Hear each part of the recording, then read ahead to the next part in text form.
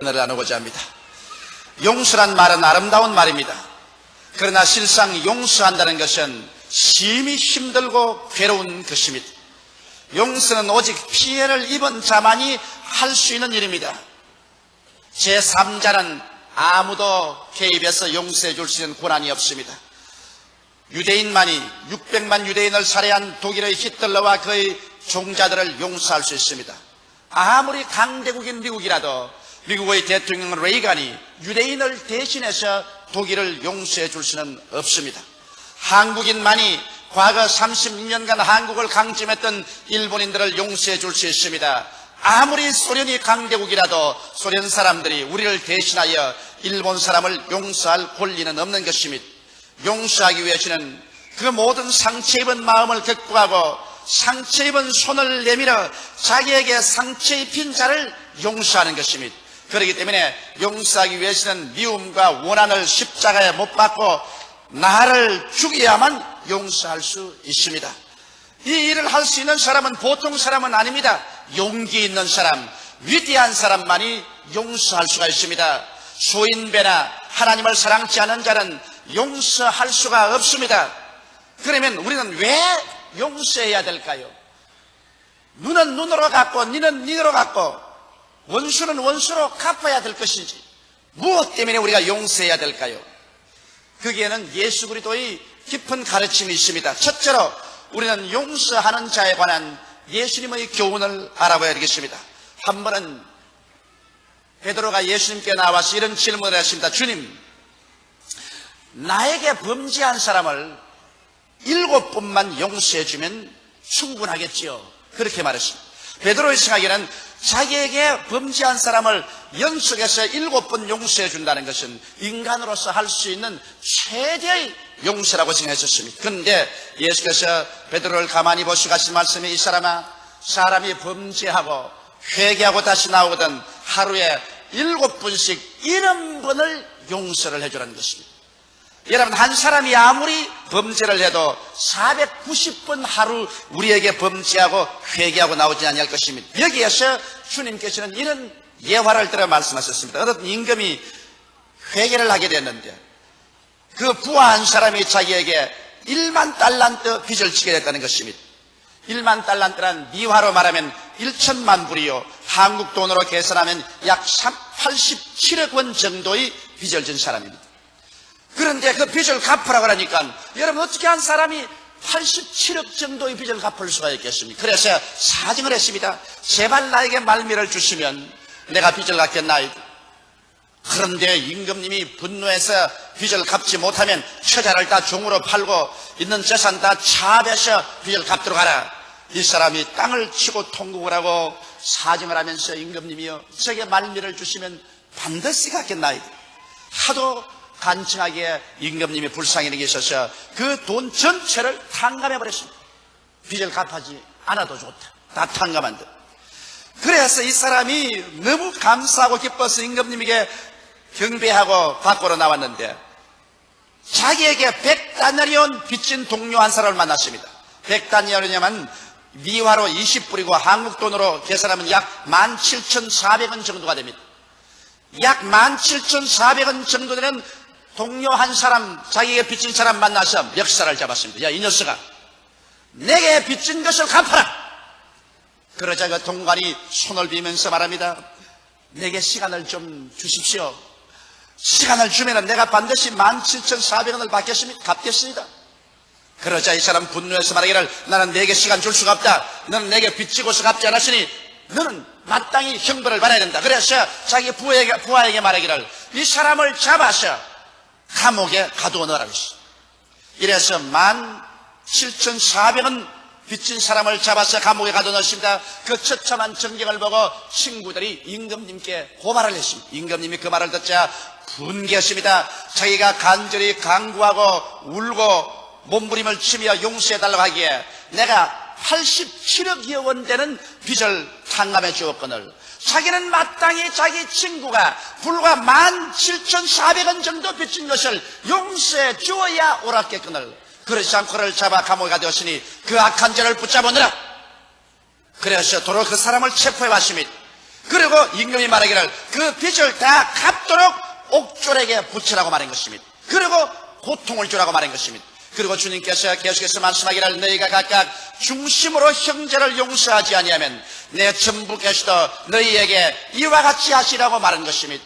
여러분, 우리는 한없이 많은 죄악의 빚을 짊어지고 하나님께 나와서 우리 인간으로서 계산할 수 없을 만한 일생의 죄악을 용서받고 있습니다. 그런데 하물며 우리에게 범죄한 사람들을 용서하지 않는다면 87억을 탕감받은 사람이 17,400원을 용서해 주지 않아서 도로 잡힘으로 말미암아 옥졸에게 붙임을 받고 고통을 당하는 것과 같습니다. 오늘날 수없이 많은 사람들이 용서하지 못하기 때문에 마귀에게 잡히고 질병에 걸리고 심적 고통을 당하고 생활의 어려움 등을 당하고 있는 것입니다. 이것은 용서하지 않기 때문에 그런 것입니다. 나는 의사 선생님에게 이런 이야기를 들었었습니다. 한 젊은 법학도가 병원에 왔는데 그는 피를 흘리는 위궤양을 앓고 있었습니다. 현대의학으로서 최선을 다하여 치료를 했건만은 계속 위에서 피를 흘리고 창백에서 그 젊은 청년은 죽어가고 있습니다. 머리가 비상히 예민한 훌륭한 청년이었는데 의학으로서는 고칠 수가 없습니다. 그리고 그런 위만 앓고 있는 것이 아니라 상당히 부정적이고 파괴적인 인격자였습니다. 하루는 의사 선생님이 그 청년하고 만나서 이야기를 했습니다. 나는 최선을 다해서 의학적으로 당신의 병을 고치려 했으나 실패하고 말았습니다. 그러나 내가 한 가지 묻고 싶은 것은 당신의 이 위궤양은 의학적인 병보다도 정신적인 병에 뿌리를 두고 있는 것 같습니다. 당신은 혹시 용서해 주지 못한 사람이 있지 않나요? 그는 한참 있다가 이런 말을 했습니다. 내가 어릴 때였었습니다. 우리 이웃집 농토와 인접을 하고 있었는데 농지에 관한 분쟁이 붙어가지고서 이웃집 부자 사람이 우리 할아버지를 밀어서 죽였습니다. 할아버지는 이웃 사람의 폭력에 의해서 죽임을 당했었습니다. 그리고 우리는 농토를 빼앗겼었습니다. 나는 그때 내 마음에 붕괴했습니다. 너무나 어린 마음에 충격을 받고 내가 장차 법관이 되어서 결코 이 원수를 갚겠다고 생각했습니다. 나는 그날부터 시작해서 오늘 이 시간까지 자나 깨나 원수 갚는 것에 내 마음이 묶여 있습니다. 일순간도 원수 갚을 것을 잊어본 적이 없습니다. 나는 우리 할아버지 원수를 갚아야 합니다. 그래서 의사 선생님이 말했습니다. 당신이 바로 위궤양을 앓는 것은 마음속에 한시도 쉬지 않고 미움을 가지고 원한을 품고 있는데 그 미움이 당신의 위장을 파괴하고 먹어가고 있습니다. 당신은 그 원수를 용서해 주기 전에 아무리 약을 써도 당신의 위궤양은 나을 수가 없습니다. 그 청년은 고개를 흔들었습니다. 나는 절대로 용서해 줄 수 없습니다. 우리 할아버지 죽인 사람을 결코 나는 원한을 갚을 것입니다. 의사 선생님은 말했습니다. 당신이 그 원한을 갚기 전에 당신은 위궤양으로 죽고 말 것입니다. 용서해 주지 못함으로 말미암아 다가오는 그 원한이 당신의 건강을 해치고 있습니다. 얼마간의 세월이 지나고 난 다음에 이 청년은 이제는 견딜 수 없는 고통 가운데서 몸부림치면서 의사 선생을 찾아왔습니다. 나는 어떻게 하면 좋겠습니까? 의사 선생은 크리스찬이었습니다. 둘이가 함께 무릎을 꿇었습니다. 그리고 원한진 그 사람을 용서해 주었습니다. 예수 그리스도 안에서 용서를 해 주었습니다. 용서하자마자 비로소 그 청년의 얼굴에 평화가 다가왔습니다. 그 마음에 평안이 왔습니다. 이제 밥 먹는 것이 소화되기 시작했습니다. 약을 쓸 때 약의 효과가 발생했습니다. 얼마 있지 않아요 그 청년은 위궤양에서 고침을 받고 새 사람이 되었다는 기록을 제가 읽어본 적이 있습니다. 여러분, 오늘 수없이 많은 사람들이 남편을 미워하든지 아내를 미워하든지 시어머니 시아버지를 미워하든지 며느리를 미워하든지 형제간 이웃간 서로 원한져서 니를 갈고 용서해 주지 못하기 때문에 하나님께서 이러한 사람을 옥졸에 붙인 것입니다. 그래서 고통을 가하게 하는 것입니다. 바로 그 옥졸이 다른 것이 아니라 마귀요, 질병이요, 심적 고통이요, 생활의 여러 가지 어려움들인 것입니다. 이런 것이 다가와서 우리를 도적질하고 죽이고 멸망시키는 것입니다. 아무리 애를 쓰고 힘을 쓰고 기도해도 이런 문제가 해결되지 않습니다. 그것은 내 마음속에 진실로 내 이웃을 용서하지 아니할 때 우리에게도 하나님께서 은총과 축복을 허락해 줄 수가 없는 것입니다. 그렇기 때문에 오늘 이 자리에 와 계신 여러분의 가슴에 손을 얹고 내가 만일 원한진 사람이 있는가, 용서해 주지 못할 사람이 있는가 생각해 보시고 예수께서 얼마나 큰 용서를 여러분에게 준 것을 생각하고 얼마나 여러분께서는 용서의 빚진 자라는 것을 생각하고 이웃을 용서하는 여러분 되시기를 주님의 이름으로 축원합니다. 둘째로 우리는 용서받는 자에 관해서 생각해 봐야 되겠습니다. 용서받는 자는 아무렇게 하기나 범죄하고 난 다음에 용서만 자꾸 바라면 될까요? 여러분, 범죄자는 삼중고를 겪게 되는 것입니다. 자기가 범죄하게 되면 나라의 법에 심판을 받아서 나라의 법이 끊임없이 따라오므로 쫓겨야만 되는 것입니다. 양심의 법에 쫓깁니다. 아무리 천년피하게 지난다 할지라도 양심은 자기의 것이 아니라 남의 것입니다. 양심은 끊임없이 따라오면서 주야로 심판합니다. 그러므로 양심으로부터 도망자가 되어서 끝없이 도망을 취해야 되는 것입니다. 그뿐 아니라 하나님의 법 앞에서 도망쳐야 되는 것입니다. 이 세상에 도망자가 된다는 것은 절대로 행복하지 않습니다. 아무리 호의호식하고 산다고 할지라도 도망자의 생활은 마음의 불안과 고통이 연속되는 것입니다. 비록 국법에 어기지 않았다 할지라도 양심의 법에 어기면 끊임없이 양심 앞에서 도망자가 되어야 되는 것입니다. 이러므로 오늘 이 세상에서 범죄하고 사는 사람에게는 마음의 평강이 없습니다. 성경은 말씀하기를 대개 악인에게는 그 마음의 평강이 없나니라고 말한 것입니다. 아무리 부귀영화 공명을 다 가지고 있다 하더라도 마음의 평화가 없는 삶은 참 행복의 삶이 될 수가 없습니다. 잠자리에 들어갈 때 마음의 깊은 평안을 가지고 두 다리를 뻗을 수 있으면 그 사람 행복한 사람입니다. 아침에 일어날 때 마음의 큰 평안으로 기지개를 켜고 새날을 맞이할 수 있으면 그 사람 행복한 사람입니다. 어떠한 부귀영화로도 견줄 수 없이 행복한 사람인 것입니다. 그러나 범죄자의 가슴 속에는 평안이 있을 수가 없는 것입니다.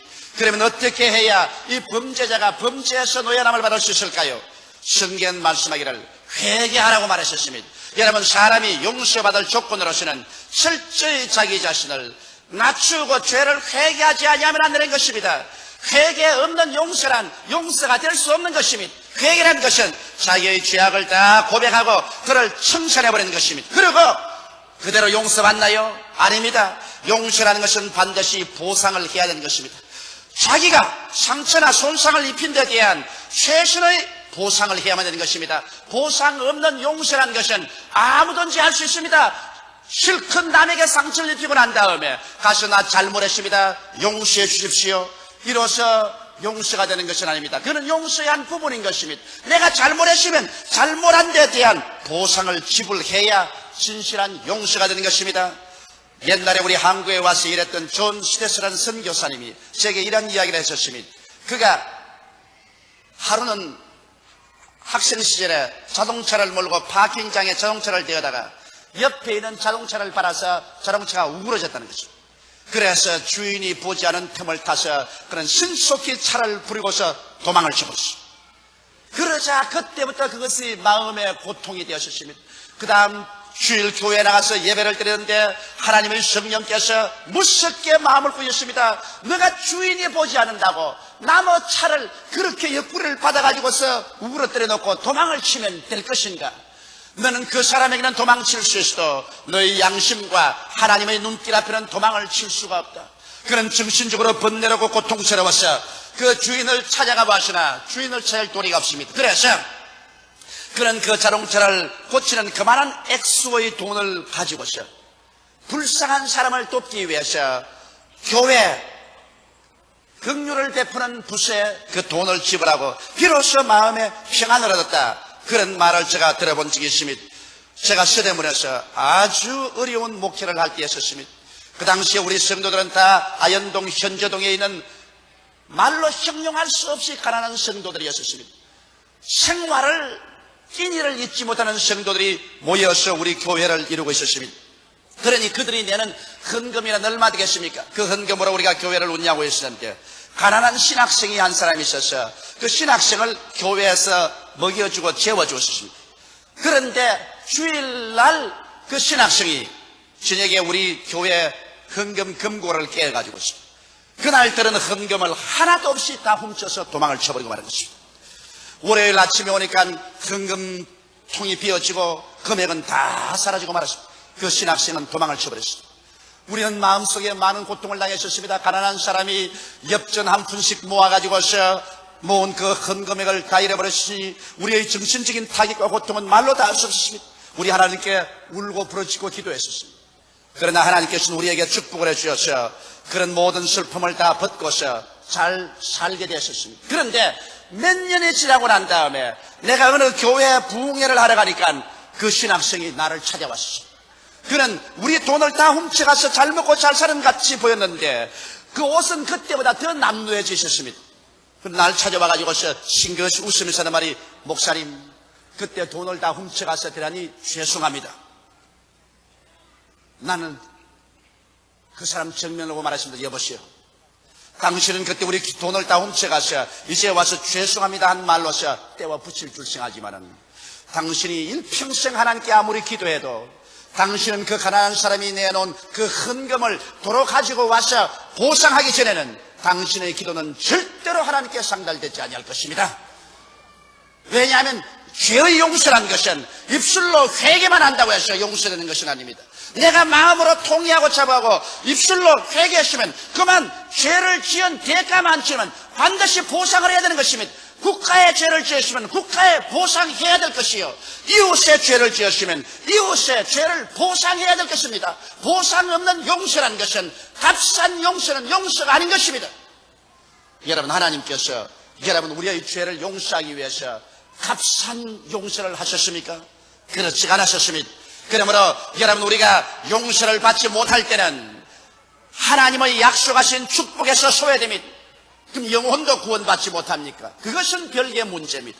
그러나 여러분, 우리가 범죄에서 상처를 입히셨으면 반드시 그 상처에 대한 보상을 지불해야 되는 것입니다. 그럴 때 진실로 회개가 되고 참으로 용서를 받을 수가 있는 것입니다.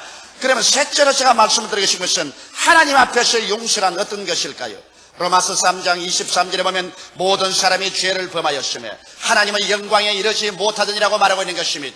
이 세상에 인간으로서 태어난 사람 중 죄 없는 사람 한 사람도 없습니다. 아담과 하와가 하나님을 반역하고 죄를 짓고 하나님께 쫓겨나고 그 아담과 하와의 혈통을 받아 태어난 사람은 태어날 때부터 이미 죄인이요, 그 원죄에 뿌리 두고 우리는 수없이 많은 자범죄를 지었습니다. 수없이 많이 거역하는 죄를 지었었습니다. 이러므로 사람은 자기 스스로 하나님 앞에 설 수 있는 자격을 소유한 사람은 아무도 없습니다. 모든 사람들은 다 하나님 앞에 심판을 받을 수밖에 없습니다. 그렇기 때문에 예수께서 오셔서 외쳐 말씀하시기를 회개하라, 천국에 가까워 왔느니라고 말씀한 것입니다. 죄를 버리고 순종의 길로 들어서라, 천국에 가까웠다고 말한 것입니다. 그러므로 우리가 하나님 앞에 죄를 용서받기 위해서는 우리 편에서 할 수 있는 일은 철저히 회개해야 되겠지만 우리의 죄를 보상해야 되겠는데 어떻게 보상하겠습니까? 여러분, 성경은 말씀하기를 죄의 값은 죽음이라고 했는데 우리 죄를 보상하기 위해서 영원한 죽음의 심판을 받아야 되는데 어떻게 우리 죄를 보상할 수 있겠습니까? 인간의 힘으로 회개는 할 수 있어도 죄를 보상할 수 없기 때문에, 그러므로 하나님께서 우리 대신해서 보상물을 내놓으셨습니다. 하나님이 세상을 이처럼 사랑하사 독생자를 주셨으니 누구든지 저를 믿으면 멸망하지 않고 영생을 얻으라고 말씀하신 것입니다. 하나님께서 그 아들 예수를 세상에 보내셨습니다. 죄 없이 성령으로 잉태하시고 죄 없이 33년을 사시고 여러분과 나의 죄의 보상이 되셔서 자원하여 하나님 앞에 십자가에 올라가셔 심판을 받아 그 몸이 찢어지고 그 피를 쏟았습니다. 성경은 말씀하기를 저가 찔리면 우리 허물을 남이요, 저가 상하면 우리 죄악을 남이라. 저가 징계를 받음으로 우리가 평화를 누리고 저가 채찍에 맞음으로 우리가 나음을 입었도다. 우리는 다 어린 양같이 그릇 행하여 제 길로 갔거늘 여호와께서는 우리 무리의 죄악을 저에게 담당시켰다고 말씀하고 있는 것입니다. 예수 그리스도는 바로 여러분과 나의 갚을 수 없는 죄악에 대한 보상이 되셔서 여러분과 나를 대신해서 그 일생을 하나님 앞에 다 쏟아 부어버리고 찢기고 피를 흘리고 죽으심으로 말미암아 우리 인류의 일평생의 죄악을 대신 청산해버리고 말한 것입니다. 이러므로 우리 사람들은 이제 우리 죄를 철저히 통회하고 자복할 뿐 아니라 예수 그리스도를 우리의 보상물로 받아들여야만 되는 것입니다. 이렇기 때문에 베드로가 말하기를 천하 인간에게 구원받을 만한 다른 이름을 주신 적이 없다고 한 이유가 그게 있습니다. 인간의 수양이나 도덕으로 말미암아 하나님 앞에 의롭다고 쓸 수 있는 자격자는 아무도 없습니다. 이 세상에 사는 동안 죄를 짓지 않은 의인은 아무도 없기 때문인 것입니다. 그러므로 오직 우리 죄를 대신해서 그 값을 갚아주신 보상물 되시는 예수 그리스도를 내가 나의 보증으로 모셔드리고 나의 구주로 모셔드리고 예수께 의지하는 길 이외에는 천하 인간이 구원받을 길이란 전혀 없습니다. 수양도 좋습니다. 도덕도 좋습니다. 윤리와 도덕적 행위도 좋습니다. 수많은 종교도 철학도 좋습니다. 그러나 내가 한 개인 인간으로서 하나님 앞에서 죄를 탕감받고 용서받은 유일한 길은 우리의 보상물인 예수 그리스도밖에 의지할 도리가 없습니다. 그렇지 않고는 우리가 구원받을 힘이 없습니다. 이러므로 우리는 주님 앞에 나와서 죄인인 것을 고백하고 회개하고 우리의 보상물 되는 예수를 구주로 모실 때 하나님께서는 여러분과 나의 일생의 죄를 한 번도 안 지은 것처럼 탕감해버리시고 예수 그리스도 안에서 영접하사 여러분과 나를 의롭다고 청해 주시는 것입니다. 이러므로 예수 그리스도로 말미암아 우리는 하나님 앞에서 이제는 부끄러움 없이 담대하게 설 수 있습니다. 예수께서 나의 죄의 갚음이 되었습니다. 예수께서 나의 보상이 되었습니다. 예수께서 나의 용서와 의의 보증이 되었습니다. 그렇기 때문에 남녀노소 빈부귀천 동서양인을 막론하고 예수 그리스도를 통해서 하나님께 나오면 하나님은 과거를 묻지 않습니다. 그리스도가 다 보상해버리기 때문에 하나님은 여러분과 나의 영혼을 보장해 주시는 것입니다. 이렇기 때문에 누구든지 저를 믿으면 멸망하지 않고 영생을 얻습니다. 성경은 밝히 말씀하기를 하나님이 죄를 알지도 못하신 자로 우리를 대신하여 죄를 삼으신 것은 우리가 예수 안에서 하나님의 의가 되게 하려 하심이라고 성경은 말하고 있습니다. 그러므로 오늘 이 시간에 여러분은 의롭게 될 수가 있습니다. 오늘 이 시간에 의인이 될 수가 있는 것입니다. 오늘 여러분의 죄가 탕감받을 수 있는 것입니다. 예수 안에서 보상을 얻을 수 있는 것입니다. 여러분, 두 가지 보상이 있습니다. 영혼의 구원은 예수님이 보상이 되시기 때문에 어떠한 죄인도 예수를 믿음으로 말미암아 영혼의 구원은 받을 수가 있는 것입니다. 그러나 세상에서의 축복은 내가 죄 지은 자에게 최선의 보상을 해야 하나님께서 세상에 축복을 허락해 줄 수가 있습니다. 이것 하나만은 잊지 마십시오. 어떠한 죄인이라도 예수 그리스도를 믿어서 영원한 죽음에서 보상을 얻고 구원을 받아 천국은 갈 수 있습니다만 이 세상에서 내가 이웃에 죄 지은 것 내가 보상하지 아니하면 내가 아무리 회개해도 이 세상에서 축복은 받을 수가 없는 것입니다. 이러므로 세상 축복을 여러분 하나님 앞에 누리고 영원한 영생을 누리기 위해서는 예수를 믿고 영원한 영생의 보상으로 예수를 믿을 뿐 아니라 이 세상에 살 동안에는 여러분 죄를 자백하고 남편에게, 아내에게, 자식에게, 부모에게, 이웃에게 죄 지었으면 회개하고 보상하는 여러분이 되시기를 주님의 이름으로 축원합니다. 용서하고 용서받는다는 것은 인간 생활을 구원하고 축복을 받게 하는 좁은 길입니다. 이 길로 들어가기는 힘이 듭니다. 그렇기 때문에 대다수의 사람들은 미움과 복수와 거짓의 넓은 길로 찾아 들어가는 것입니다. 그곳은 가시밭 험한 길입니다. 그러나 용서의 길은 좁은 길이나 그곳에는 영생과 축복과 영광이 갈린 황금길이 되는 것입니다. 이렇기 때문에 우리는 이 땅에 살면서 모두 다 마음속에 용서의 넓은 마음을 가지고 사는 우리들이 다 되어야 될 것인 것입니다. 하나님께서 예수 그리스도 안에서 죄를 짓고 불의하며 추악하고 버림을 받아야 마땅한 우리 한 사람 한 사람을 긍휼히 보시고 불쌍히 여기셔서 예수 그리스도를 우리 대신 보상으로 내어주시고 그리스도가 우리 대신해서 죄악을 갚음으로 회개하고 예수를 받아들이는 것마다 하나님의 죄의 보상을 받은 것으로 간주하고 용서하고 탕감하고 구원해 주시는 사랑을 베풀어서선즉 여러분과 나는 사랑에 빚진 자들인 것입니다. 이제 여러분과 나는 용서에 빚진 자들인 것입니다. 이렇기 때문에 베드로에게 예수께서 말씀한 대로 하루에 7번씩 70번이라도 내게 죄를 짓고 와서 잘못했다고 회개하거들랑 용서해 주라고 말씀한 것입니다. 용서는 여러분과 내 영혼을 치료합니다. 용서는 하나님과 나의 관계를 치료합니다. 용서는 내와 이웃과의 관계를 치료합니다. 우리는 용서해 주는 우리들이 되어야 하는 것입니다. 그리고 용서받은 자는 자기가 용서받은 만큼 그 대가를 지불해야 되는 것입니다. 보상을 하도록 전력을 다하십시오. 내가 최대한의 노력을 기울이십시오. 상처 입은 그 액수대로 보상을 못 갚을지 몰라도 최선을 다하십시오. 그럴 때 여러분은 참된 용서를 누리게 되며 그리고 하나님께서 여러분의 기도를 응답해 주게 되는 것입니다. 영생의 보상은 예수님 이외에 아무것도 될 수가 없습니다. 예수 믿음으로 말미암아 우리는 영생의 보상은 받았었습니다. 영생의 보상은 예수를 통하여 지불하게 된 것입니다. 그러나 이 세상 일에는 회개하시면 이웃에 찾아가서 보상하십시오. 그를 통해서 여러분 진실로 기도가 응답되고 하나님의 축복을 받을 수 있게 되는 것입니다. 다 같이 고개숙여 기도드리겠습니다. 사랑이 많으신 우리 아버지 하나님, 우리는 용서에 빚진 자들인 것을 압니다. 하나님이 우리를 예수 안에서 용서해 주었은지 우리도 마땅히 우리 이웃을 용서하는 것이 마땅한 일입니다. 아버지 하나님이시여, 용서에는 회개와 보상이 따르지 않고는 있을 수가 없습니다. 우리 영원한 영혼은 우리가 회개할 때 우리의 보상으로서 예수님이 주어졌으니 예수께서 우리의 죄의 갚음이 되셨습니다. 이 세상에 사는 동안 우리 이웃에게는 우리가 잘못했으면 회개하고 우리 최선을 다해서 잘못을 보상하게 도와주시옵소서. 이러므로 말미암아 하나님과 우리하고 막힌 담도 없고 이웃과 우리하고도 막힌 담이 없는 진실로 화목한, 진실로 서로 불쌍히 여겨 하나가 되는 위대한 삶이 이루어지게 하여 주시옵소서. 하나님 아버지, 오늘 이 자리에 오신 우리 형제 자매 중에서 아직 하나님과 화목하지 못하고 하나님과 원수된 상황에서 살고 있는 사람이 있으면 이 시간에 하나님의 보상인 예수 그리스도를 구주로 모셔드리고 회개하고 하나님과 화목하고 구원을 받게 하여 주시옵소서.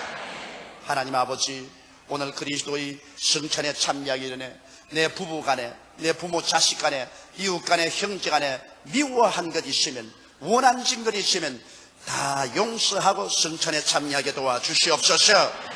예수님 이름 받들어 기도드리옵나이다. 아멘.